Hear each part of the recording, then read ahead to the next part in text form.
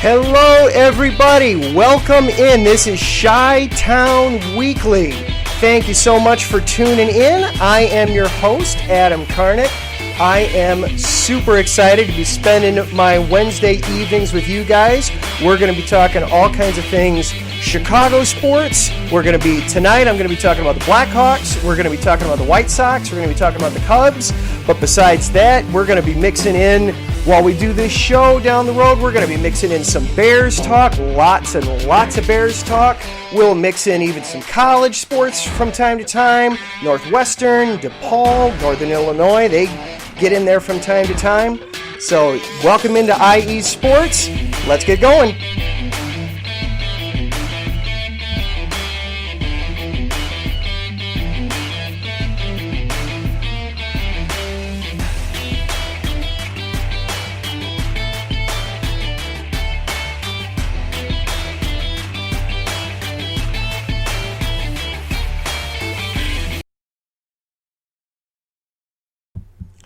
All right, so once again, my name is Adam Karnick. I am super excited to be talking some sports with you guys, specifically Chicago sports, my passion, my love.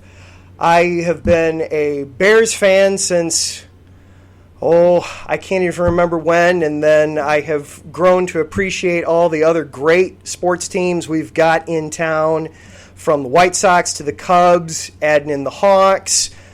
From time to time, some Bulls when they've got their act together, things like that. So thank you again for spending some time with me.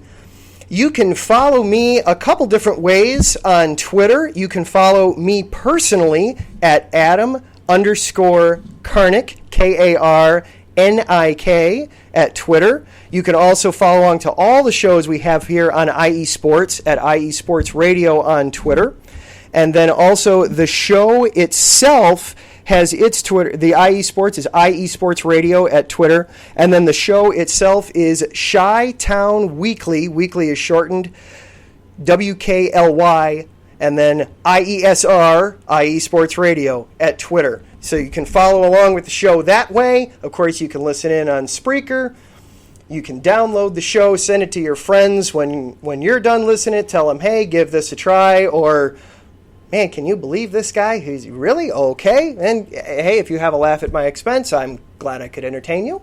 I want to have some fun talking sports, but I also want to have some serious conversations, have some fun conversations. Sports are meant to be fun, and especially in this wonderfully topsy-turvy, upside-down world in which 2020 is, sports can be a wonderful distraction. I hope that I can give that to you. So thank you again for hopping on and listening.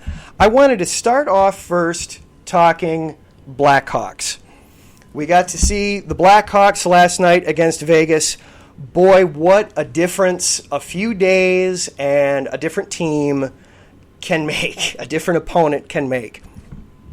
Going up against Edmonton was kind of a perfect feeder opponent for the Blackhawks. Yes, the Hawks came in as a 12 seed. Under normal circumstances, wouldn't have made it into the playoffs. We all understand that. The league expanded the playoffs in part probably to include the Blackhawks, a major market, try to get in a team that even the most casual of fans recognize the name Taves and Kane and Crawford and Keith, thanks to the success early last decade. So kudos to the NHL for allowing the Hawks in, and hey, the Hawks were able to take advantage of it. 12 seed or not, the Hawks were able to show that they belonged against a tough, strong Edmonton opponent. But as strong as Edmonton was, their weaknesses fit into the Hawks' strengths very well, and the Hawks' weaknesses fed against Edmonton's strengths very well. Edmonton, yes, they've got two of the top players in the game, Connor McDavid and Leon Draisaitl, but outside of that, they didn't have much depth. And for the Oilers, their idea of defense is, we're going to outscore you. You know, we're just going to dare you to put as many pucks in the back of the net as we do into yours. And a lot of teams just aren't able to match that. The Hawks, fortunately, were. Now you've got a Vegas opponent that maybe doesn't have the hometown casual hockey fan names. I'll be honest, off the top of my head, I can name Robin Lehner and I can name Marc-Andre Fleury, and then Max Pacioretty, and that's about where I stop on Vegas without having to look at my phone. So they don't have the top-end names that everybody knows, but man, they are deep. They go deep. All four Vegas lines can roll and roll well and constantly put pressure and overwhelm a team. And you might be able to withstand that for a little while, like the Hawks were able to do last night. They were able to,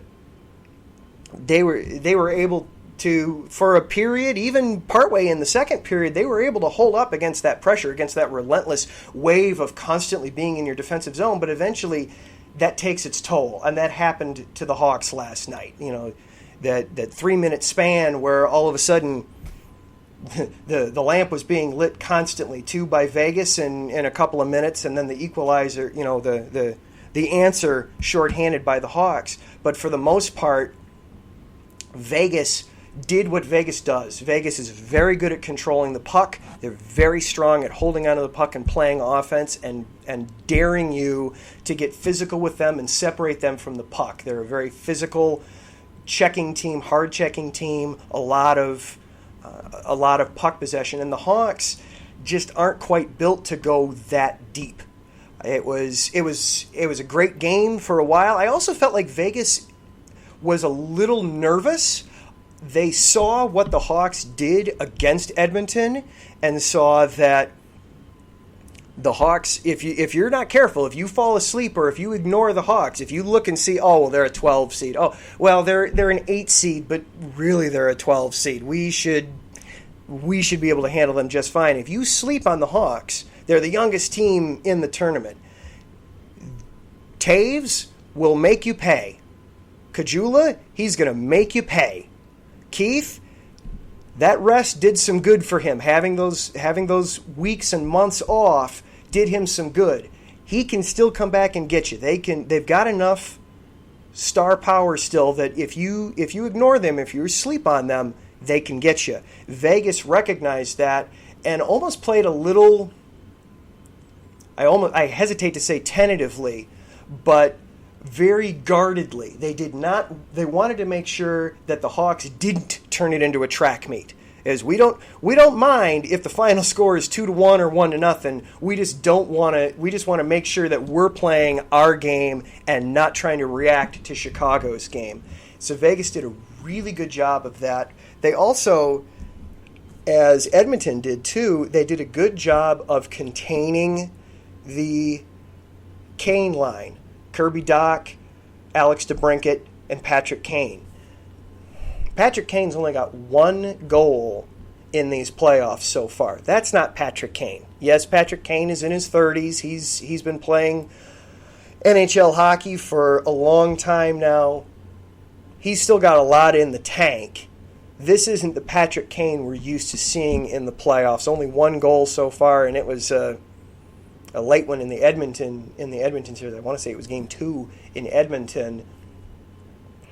That's not going to cut it. The Hawks need Kane to step up and show that he's still Showtime. He loves to have that goal reaction after every time he scores, pumping that fist and then telling everybody it's Showtime. It's Showtime. Well, it's Showtime, Kane. It's Game 2.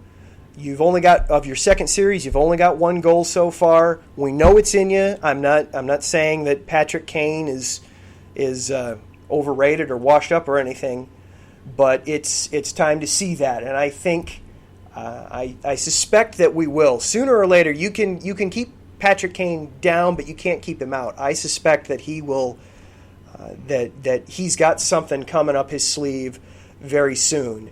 It might mean changing some lines. It might mean moving him onto the third line. It might mean moving him up to the first line. Might mean double shifting him a little bit. But I think it's very important that the Hawks get Patrick Kane rolling. That's going to help them, give them some additional offense.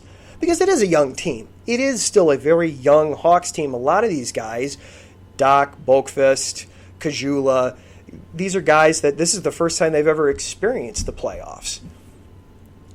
All that said and told, the final score of 4-1 is a little overblown. The Hawks were in that game.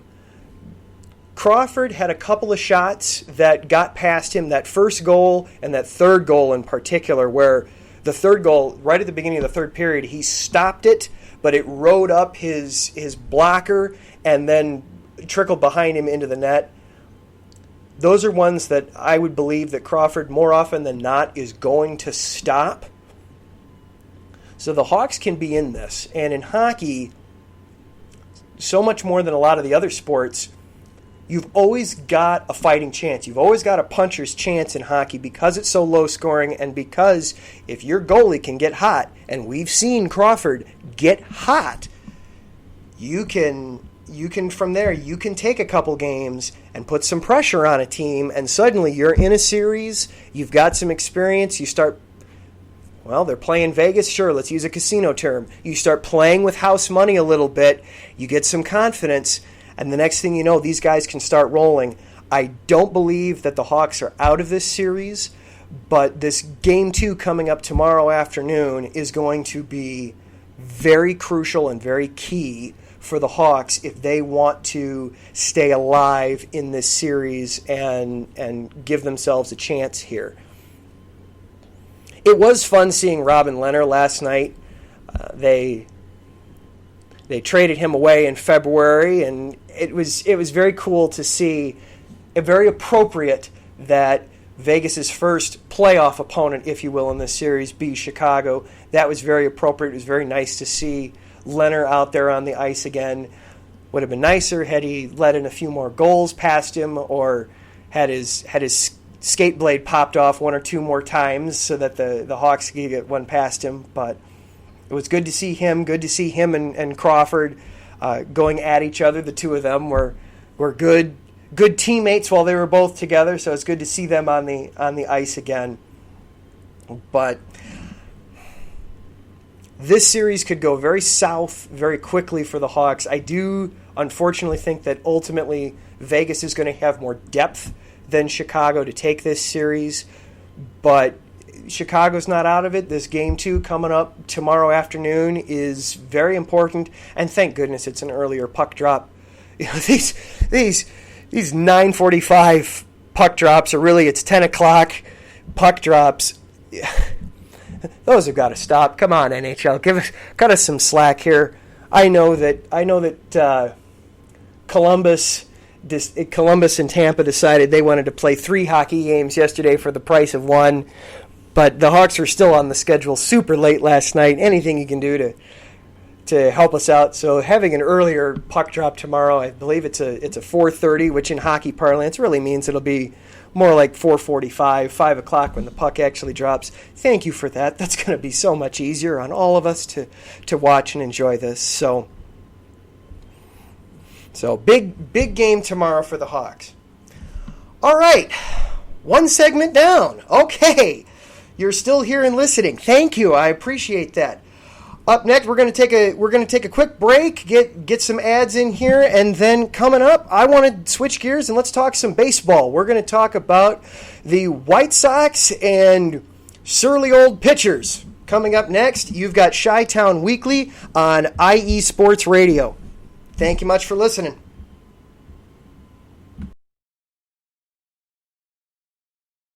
Lopan, they didn't even want you. Heck, they didn't even want me. But you know what?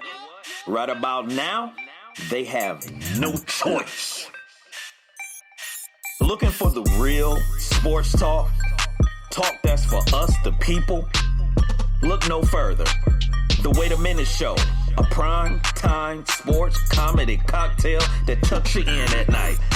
Join me and Lopan Wednesdays at 9 p.m. Eastern Standard Time on the 2livestewsradio.com and Saturday 8 p.m. Eastern Standard Time on the waitaminuteshow.com. Sounds like a plan to me. Ain't that right, Lopan? Indeed.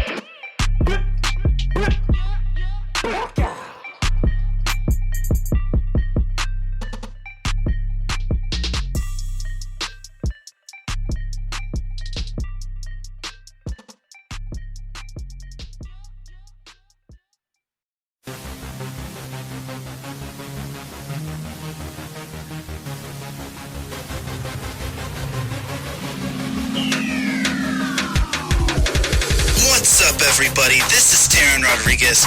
Are you a fan of volleyball? Are you a fan of Thunder Spikes? Then I have the show for you, Set Point, where I cover NCAA men's and women's volleyball, high school boys and girls volleyball, beach volleyball, and even professional volleyball. Catch the action every week here on IE Sports Radio, your direct feed for all that is sports.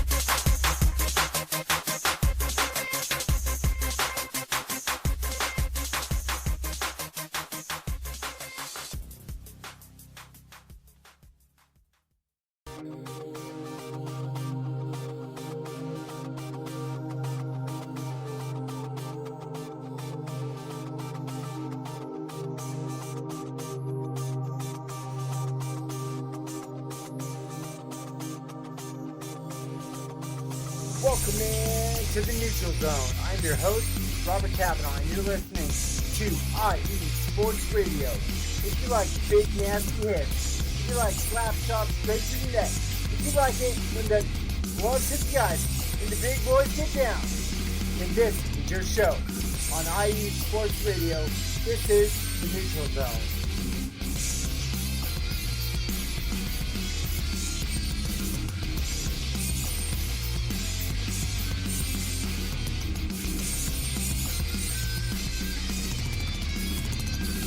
May our shots on goal always be true and straight to the net. If they are not, may they be followed up, redirected, or change collected. Let's go on IE Sports Radio with me, your host, Robert Kavanaugh, and this is the Neutral Zone.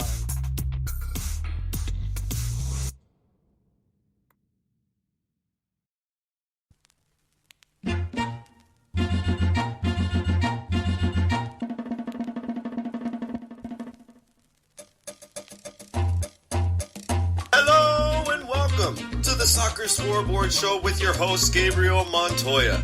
This is the show for soccer, football fans, or whatever you call the beautiful game. Every week, I tackle the latest and greatest news from around the soccer world.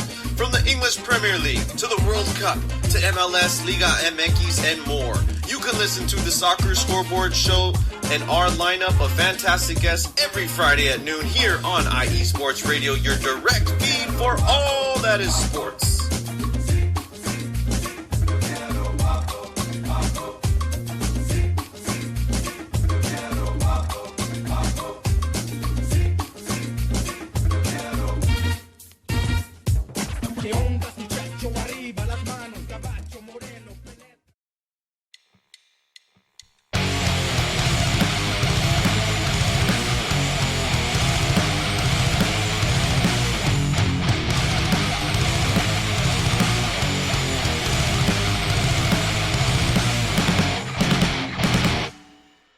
College football, and do you want to hear a college football show dedicated to all that is college football, including junior college and the CCCAA and the NJCAA, the NAIA, and the NCAA, including Division III, Division II, Division I AA in the FCS, and Division I Single A in the FBS. Well, then look no further. Join myself, Larry B., and my colleagues, Mr. H-Town Blake Henley, and Mr. Christian Espinoza, each week during the college football season for the latest in college football on 3 and Out College Edition, right here on IE Sports Radio, your direct feed for all that is sports.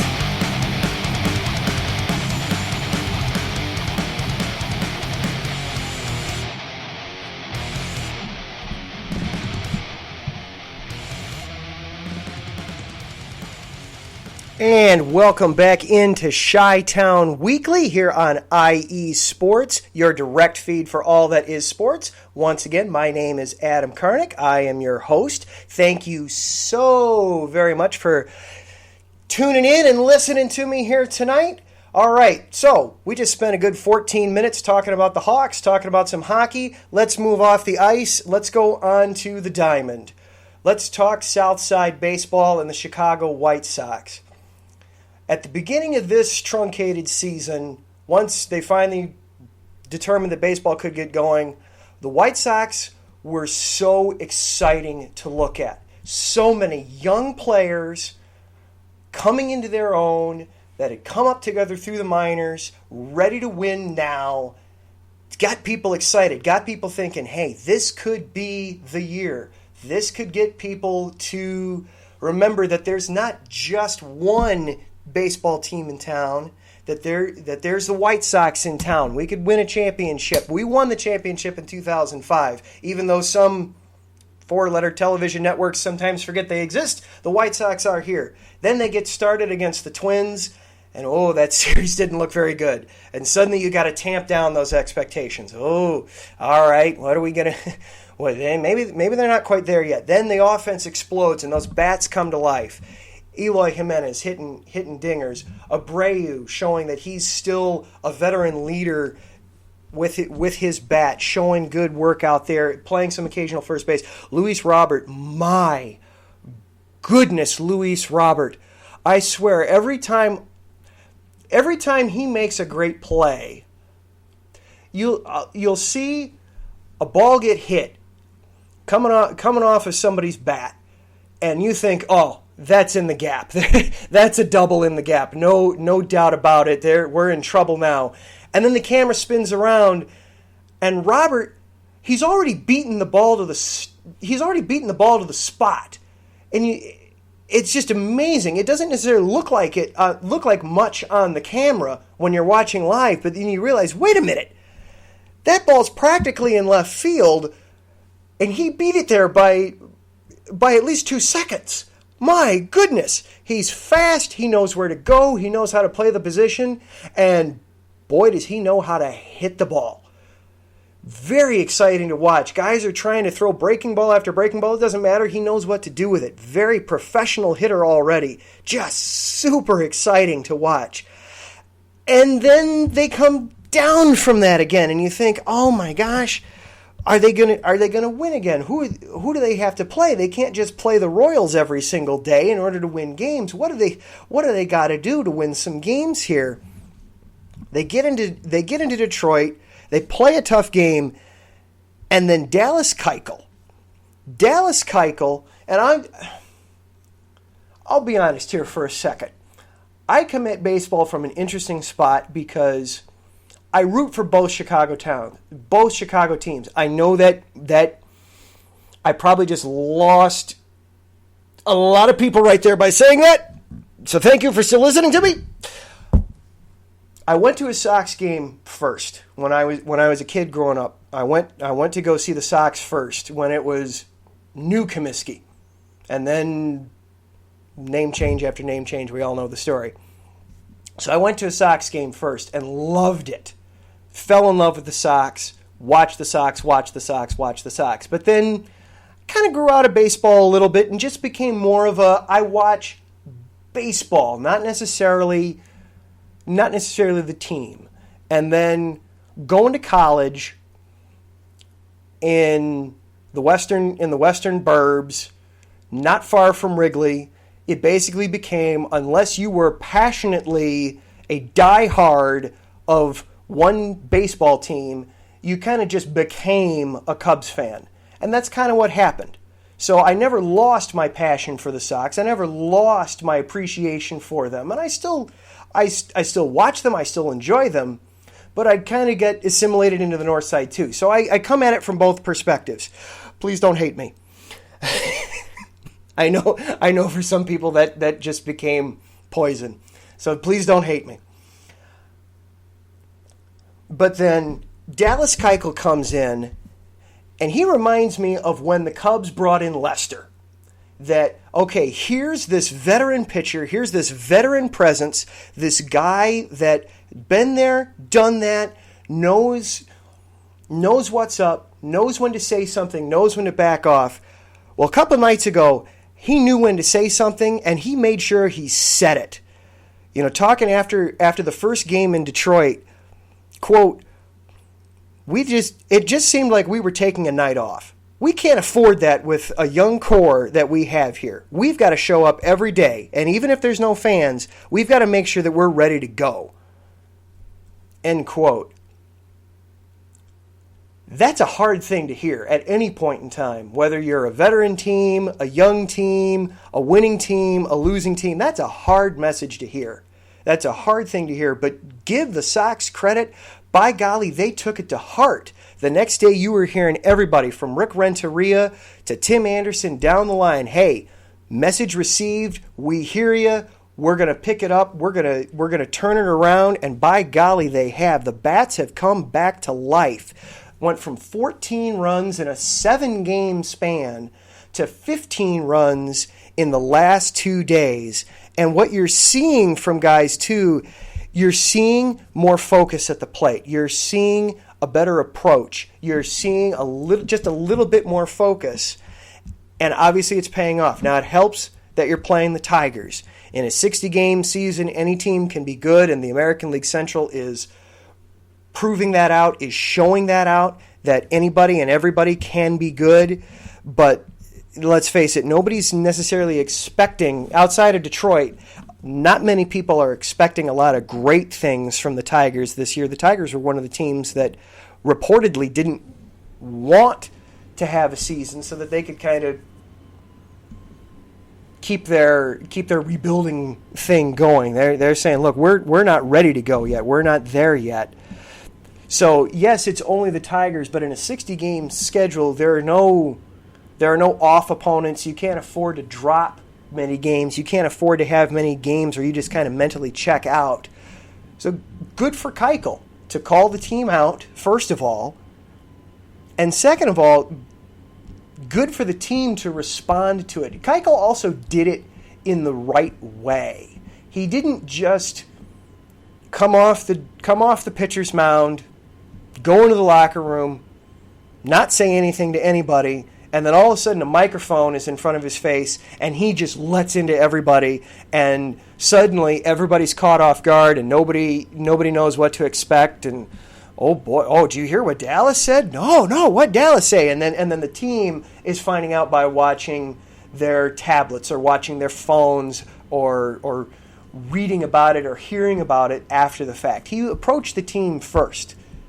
So good on Keuchel for doing that. And then next after that, good on Keuchel, good on the team for listening to Keuchel and picking it back up and recognizing where they were at and what they needed to do. So good on the White Sox. They're picking it back up. 15 runs in the last 2 days. Yeah, got a little dicey with their bullpen last night late in the game. Made it a little closer than it necessarily needed to be. But also with all the injuries they have been facing and they've had to deal with, a lot of pitchers, Kopech opting out of the season, and then Rodon getting hurt, and Robert struggling a little bit and maybe getting a little banged up and needing some time, and other key players battling with and dealing with some injuries. It's good that they've been able to kind of step up and get some life back in them, get some spring back in their step a little bit. I still think for this year, they're going to be a roller coaster. They're going to be a team that's going to drive you nuts, because they'll hit 2 or 3 or 4 series in a row where, man, they look really sharp, really good, and really fun, and they may not lose more than 10 more games the rest of this way. And then they're going to hit those stretches where, my gosh, the bats aren't clicking. And when Eloy Jimenez in particular isn't hitting, oh my, is he not a good baseball player when he's not hitting. If he's not adding things with his bat, his defense is something. It's something to behold, his defense in left field. Man, you appreciate the routine plays that are routine when you watch Eloy in the field. But when his bat's working, you forget all about it. That's kind of how this team is going to be. They're going to go from the highs to the lows, and you're just going to have to ride with it. In some ways, that's where, a format like this, where we're only going to talk once a week, that's going to be kind of nice, because we can kind of ride some of those waves a little bit together and not have to get too caught up in the day-to-day. Even in a 60-game season, it's okay to back off and look at maybe 3 days at a time instead of just 1 day at a time if you need a break from moment to moment. So that's good for the White Sox. They're going to do that. I fully expect them to make the playoffs with my goodness, 8 teams in the American League making the playoffs. Yes, the American League is stacked. They definitely got a lot of the strong teams in the American League Central right now. I believe, I'm trying to pull up the stats right now as we talk. I believe there's only one team in the American League Central that doesn't have a winning record right now. Yeah, Kansas City's the only one at 7-11. Otherwise, you are all the way through. The Sox are above 500. Indians, Tigers, Twins, all above 500. That's gonna prove to be a tough division. I fully and totally expect the White Sox to make the playoffs this season, especially since you've got 8 teams making. If this were a normal season, I'd think maybe they'd be on the fringe looking out. You know, maybe on the outside looking in, maybe sneaking into that second wild card. But since there's going to be 8 teams from the American League making the playoffs, I do still expect them to make the playoffs.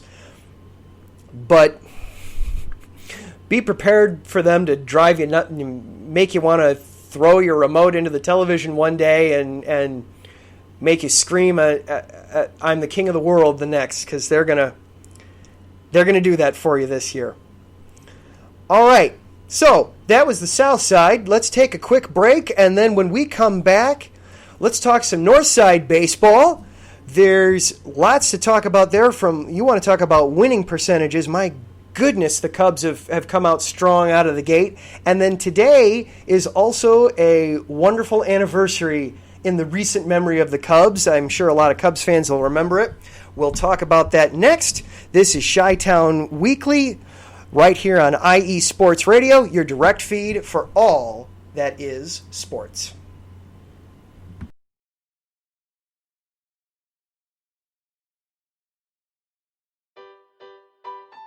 Hi everybody, it's Calvin here from USRN, here to give you an important message. Since 2017, we have done our absolute best to provide you with nothing but the highest quality of sports calls in the greatest of quantity possible. Thanks to you, our station has grown more than we ever thought. That's why, with your help, we would like to grow even further. Just think, twice the amount of your favorite calls, 24 hours of coverage, talk shows, play-by-play, game-by-game analysis, and so much more. That's right, USRN2 is officially in development. But we can't do it alone. We have set up a GoFundMe page that you can access from our homepage on the left of your screen. We also are planning special giveaways and prizes to our highest donors. Our goal here at USRN is to bring you the best calls possible at no cost to you. In order to continue to do that, we need your help now. Please check out our GoFundMe page, and if you would like to know how you can help, you can email usrnradio@gmail.com. Without your support, we couldn't do what we do.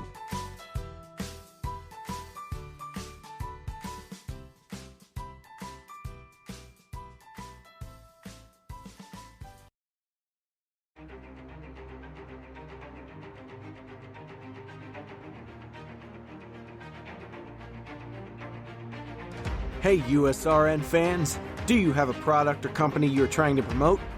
Look no further. USRN is teaming up with small local businesses trying to establish themselves via online promotion. Let us know if you're interested. Email us at usrnradio@gmail.com to learn more.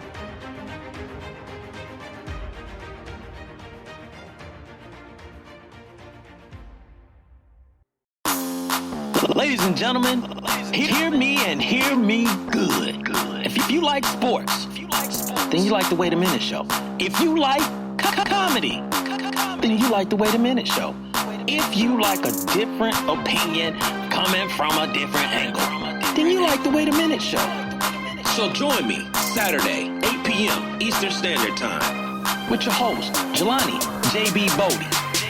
And of course, my man Lopan on the WaitAMinuteShow.com. Ain't that right, Lopan?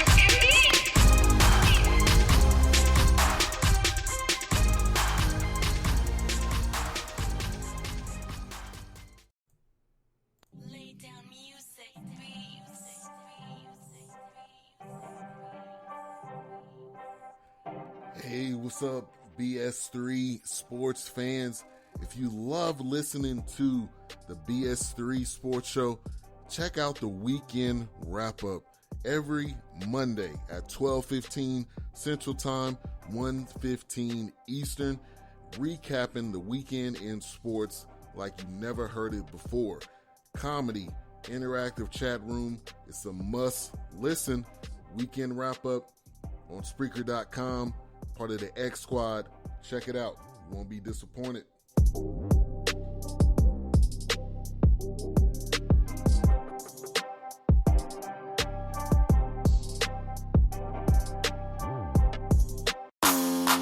Ladies and gentlemen, hear me and hear me good. If you like sports, then you like the Wait a Minute Show. If you like comedy, then you like the Wait a Minute Show. If you like a different opinion coming from a different angle, then you like the Wait a Minute Show. So join me Saturday, 8 p.m. Eastern Standard Time with your host, Jelani J.B. Bodie. And of course, my man Lopan on the WaitAMinuteShow.com. Ain't that right, Lopan?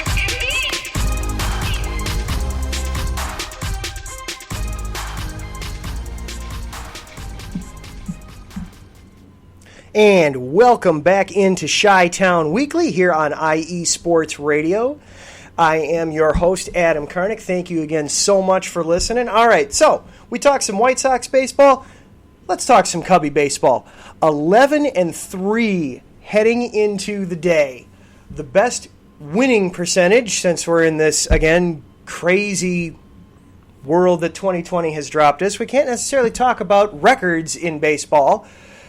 Thank you so much, Miami Marlins and St. Louis Cardinals. We have to talk about winning percentage. The Cubs have the best winning percentage in baseball right now, 11-3. When the word came down last week that the Cubs were going to not play that series in St. Louis, that they flew in late Thursday night, early Friday morning, whichever it was, however they were on the timeline there, only to find out that, hey, you're not actually going to play a game on Friday. And now that we think about it, you're not going to play a game at all this weekend. How about you guys just go on back home? It's okay. We'll figure it out later. I was a little nervous for the Cubs. I was a little worried for them. I thought a 4-day layoff, because they're not playing a game this weekend, and then Monday's a scheduled off day. Man, a 4-day layoff? I know that this is a sprint of a season, and every off day is going to feel precious and feel like just an exhale for the players, but 4 in a row? Yeah, even in a normal season, you get 4 days in a row off from time to time. You'll have time off right before the All-Star break, or over the All-Star break, or you'll have stretches there where you've got some time away. But that's planned, that's prepared, that's scheduled. This was almost more like getting 3 straight rainouts in some regards. That's hard. That's hard on a team. That's hard on their players, because you're prepared to play, and then actually you're not. You got to wind yourself back down. So I was a little nervous about that. How would the Cubs respond? They're, especially in that pitching staff, is a little bit older of a pitching staff with your everyday players. There's some older, more veteran guys there. How would they respond? Would this turn into good, healthy rest, or would this turn into rust? That age-old debate. How much rest is good? How much rest is too much? When does it start becoming bad? Boy, for Lester, it turned out to be maybe the best thing that he could have possibly had. They get into Cleveland, of course, as everybody has been making it known. I was hearing it on the pregame show on my way on my drive-in as I was heading home to do the show. I was hearing it on the Cubs pregame. Oh, this is the site of where they won the 2016 World Series. This is where John Lester last took this field before, the last time he was here was Game 7. The last time Kyle Hendricks walked through here, it was Game 7. Okay, yes. All right, we get it. It was Game 7. It was cool. It was probably the greatest baseball game that'll ever happen. It also has no relevance on tonight. Can we find a new topic, please? So, as they were getting in, though, for last night, boy, did that rest do Lester some good. 6 innings, just 3 hits, only a couple of walks, 4 strikeouts, 1 earned, and he just looked solid. He has looked solid. The whole Cubs pitching staff, the starting staff, of course, has just looked so solid. They've looked so good out of the gate. Obviously, Hendricks had his one bad start. Chatwood had, my goodness, the bad start right before the layoff. You're going to have those. But wow, this staff has looked good and strong. I was surprised. For the Cubs' perspective, coming into this season, I was very much wondering, would they be able to benefit from having a veteran staff, or would that veteran staff start to show its age? This day and age in baseball, the pitching is very much about velocity. It's not only about velocity. You still have to know how to pitch. It's not enough to just throw a ball up there at 98 miles an hour and tell a hitter, go get it. You still have to pitch. You still have to hit your spots. You have to mix in breaking pitches from time to time. You still have to know how to pitch. But the Cubs don't really have anybody short of Darvish that really even touches that upper echelon velocity with any consistency. Lester, not anymore. Not this version of John Lester. Alec Mills, he can do a little bit for you there. Certainly not Kyle Hendricks. My gosh, for Kyle Hendricks, 92 is fast. 92, 93 is fast for him. So to have all these pitchers that are so reliant upon their location and mixing up, what pitch am I going to throw you right now, a la Yu Darvish having, what does he have, 8 different pitches he says he can throw in any given game. My goodness, how'd you like to be that catcher? Or Hendricks having all his myriad of changeups. How would that really play? We saw last year with the Cubs that might not really play as much anymore. That might be trouble for them, and especially in a shortened season, you can't afford to get off to a slow start. If the starters have trouble early, it could be trouble, and especially because they don't have a bullpen to speak of at all. Craig Kimbrell looks awful. Craig Kimbrell looks like he just flat out forgot how to pitch. I don't know if it's recovering from an injury or age or what it is, but he looks like a shell of his former self. Who coming out of that pen do you trust? So the Cubs, as a result, are so reliant upon their starting rotation. And you kind of knew that coming in, that they would be so reliant upon their starting rotation, going deeper than most teams were letting their starters go, deeper than the numbers, the sabermetrics would tell you is smart to let them go. They've been able to play with fire a little bit, and thus far, not only has it has worked perfectly. And Lester last night was a perfect example of that, just hitting spot after spot after spot, just pitching, just flat out pitching. And then right now, I was looking at it real quick during the break there. The bats for the Cubs, they're waking up, they're working. You had Rizzo hit a homer. Hayward's been doing well. He's got another RBI tonight. David Bodie has had some good games. Cubs up 4-0 right now. Their bats are working again. They're doing all the things now under David Ross that Joe Madden and Theo Epstein were begging them to do last year. Situational hitting, understand that it's okay to not hit a home run right now. We've got a guy on third with only one out, or we've got a guy on second with nobody out.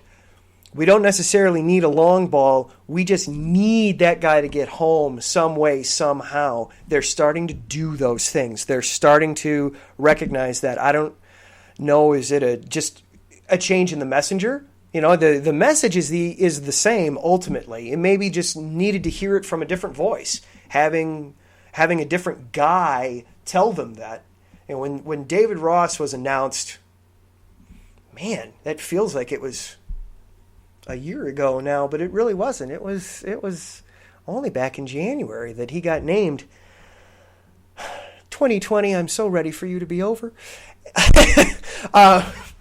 Anyway, with David Ross being a former, not only just a former player, but a former teammate for so many of these guys, they banked on he would know how to deliver that message to the players, and it's worked. The players have picked up on it. They've recognized it. They know how to go with it. They've understood it. So, man, the Cubs are exciting to watch. 11-3, and they're leading right now against the Indians. We'll see how that goes. Just taking a quick look at the pitching right now for him too. And Hendricks, 4 innings. Hasn't walked anybody, has only given up 3 hits, soft contact. He's the professor. He's knowing what to do, when to do it. So just keep it coming, Cubs. And speaking of David Bodie, I teased it right before that last break. Today, if you didn't know, lots of fun people to follow on Twitter. I was reminded lots of, obviously not good stuff to follow on Twitter, but I got a fun reminder today on Twitter. It was 2 years ago today that David Bodie single-handedly just broke the Washington Nationals. The ultimate grand slam, the walk-off grand slam. That was 2 years ago today. I remember I was watching that game from my television. As soon as he hit that one, I texted a buddy of mine and just I didn't curse for what it's worth, but it was David bleeping Bodie. What a shot. What a hit, man. So happy anniversary to David Bodie and the Cubs. It was 2 years ago today that he single-handedly broke the Washington Nationals back, and they recovered. I'd say, winning a World Series, that was a nice recovery, so they eventually got over it. But still, 2 years ago today, happy anniversary, David Bodie, on the ultimate grand slam. Well, thank you guys so much for tuning in and listening to me yap about sports. I love Chicago sports. I love sports in general, but I especially love Chicago sports. I hope that came through as you listened to me. I hope that maybe you learned a little bit of something today, just had some fun. Just enjoyed the fact that we do have sports going this year. It looked for a long time like we wouldn't. I know college football is up in the air for a lot of people. That's a concern. I'm more in the pro game myself, as you will hear in the coming weeks. I love me some NFL football. I especially love me some Bears football as we get closer to kickoff of the season. We will definitely be talking some Bears next week. I will definitely be talking some Bears things as training camp has gotten a little more going now the last day or so. By next week, we'll definitely have some content there to talk about. We're going to have plenty of hockey content to talk about next week, too. The Hawks, they might still be alive. That series might be done. We might be wrapping up the Hawks season. And, of course, the companion sport, baseball, will be there.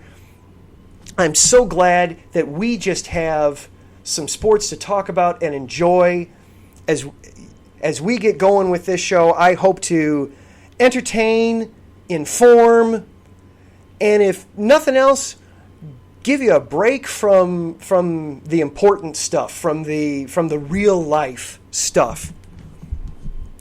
So once again, thank you guys so much for listening.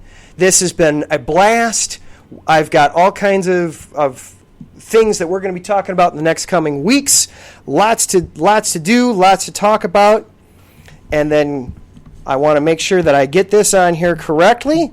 I was trying to pull it up on my phone, and and it's fighting me a little bit. I know we've got the Southern California podcast coming up next. I'm getting you the honest to goodness name for that podcast here. I'm sorry, technical difficulties. I am sorry about that. Bad host, bad radio. The SoCal Supreme Sports Show is coming up next. Please definitely stay tuned in, give them a listen. And until next, I'm Adam Karnick. Until next week, have a great week. Stay safe, stay healthy, and let's keep talking Chicago sports. Have a good night.